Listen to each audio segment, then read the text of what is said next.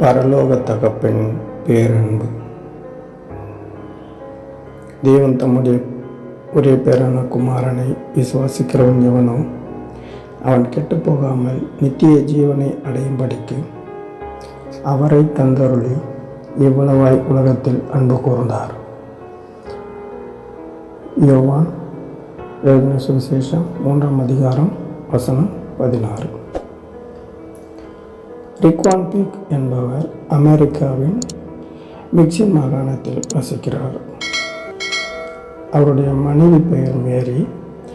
அவர்களுக்கு மாடிசன் என்ற ஒரு மகள் இருந்தார்.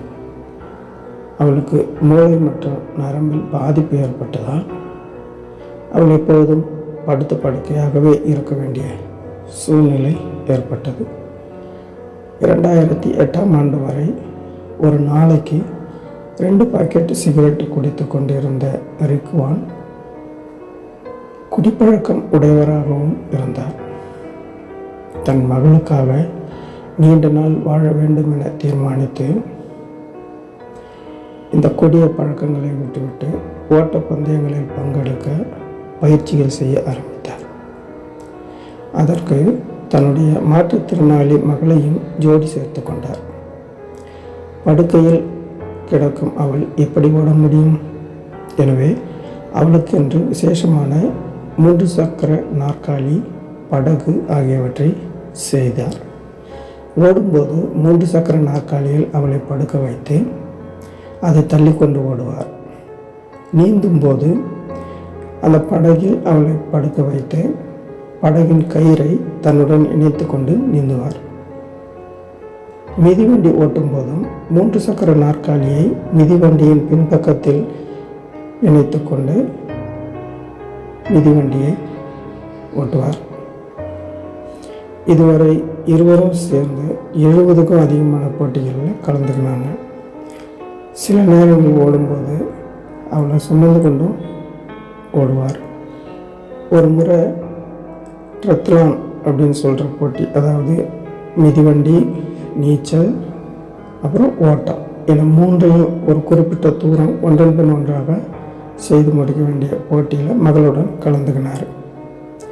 தன் ஊனமுற்ற மகளுக்கு இவர் காட்டின பரிவையும் கரிசனையும் பார்த்த பத்திரிகையாளர்களும் பார்வையாளர்களும் இந்த நூற்றாண்டின் தகப்பன் என அவருக்கு பெயர் சூட்டி அவரிடம் கேட்குறாங்க, ஏன் இப்படி செய்கிறீர்கள் என்று. அதற்கு அவர் பதில் சொல்கிறார், வெளியில் உள்ள காற்று வேகமாக அவள் முகத்தில் படுறதையும் தலைமுடி பறந்து முகத்தில் விழுறதையும் அவள் அதிகமாக விரும்புவாள். நான் அவளை அதிகமாக நேசிப்பதால் அவள் என்னுடைய இருதயம். நான் அவளுக்காக காலாக இயங்குகிறேன். என்னை காட்டிலும் மாடிசன் தான் அநேகருடைய வாழ்க்கையை மாற்றிருக்கிறாரு. நாங்கள் இருவரும் சேர்ந்து ஒரு நல்ல குழுவாக செயல்படுறோம் அப்படின்னு சொன்னார். இந்த உருக்கமான பதில் அநேகருடைய வாழ்க்கையை தொட்டது. மாற்றுத்திறனாளியான தன் மகளுக்காக அநேக நாட்கள் வாழ வேண்டும் என்று கெட்ட பழக்கங்களை விட்டு அவளையும் தன்னோடு சேர்த்து கொண்டு விளையாட்டு வீராங்கனையாக மாற்றிய தகப்பனின் அன்பை என்னவென்று சொல்ல முடியும்? நம்மில் அநேகர் கூட மாற்றுத்திறனாளியோ அல்லது சுகவீனமாக இருக்கிற பிள்ளைகளுக்காக அநேக நாட்கள் வாழ வேண்டும் என்று ஆசைப்படுறோம் இல்லையா? உலக பெற்றோராகிய நாம் நம் பிள்ளைகளை இவ்வளோ அதிகமாக நேசிப்போம்னா நம்மளுடைய பரம தகப்ப நம்ம மேலே வைத்திருக்கும் அளவு கடந்த அந்த பாசம் எவ்வளோ பெருசாக இருக்கும். அவர் தம்முடைய ஒரே பேரான குமாரன் என்றும் பாராமல் நமக்காக அவரை இந்த உலகத்துக்கு அனுப்பி இந்த உலகத்தின் மேலேயும் நம்ம மேலேயும் அன்பு கூர்ந்தார். கிறிஸ்து நம்ம மேலே வைத்த அன்பு மிகப்பெரியது. தம்முடைய கடைசி சொட்டு ரத்தம் வரைக்கும் நமக்காக சிந்தி நம்ம ரட்சித்தாரே. அவருடைய அன்புக்கு ஈடாக நாமும் அவரை நேசிக்க வேண்டும் அல்லவா? நாம் அவரை நேசிப்போமானால் நான் அவளது காலாக இயங்குகிறேன் என்று அந்த தகப்பன் சொன்னது போல நாமும் கர்த்தருடைய காலாக சுவிசேஷம் சொல்லப்படாத இடங்களுக்கு செல்லவும், நாம் அவருடைய வாயாக கஷ்டத்திலும் பாடுகளும் மத்தியிலும் இருப்பவர்களுக்கு ஆறுதல் சொல்லவும், வியாதி படுக்கையில் இருப்பவர்களுக்கு நம் கைகளினால் உதவிகள் செய்ய வேண்டும் அல்லவா? அவருடைய வாழ்க்கையை தொடுவதற்காக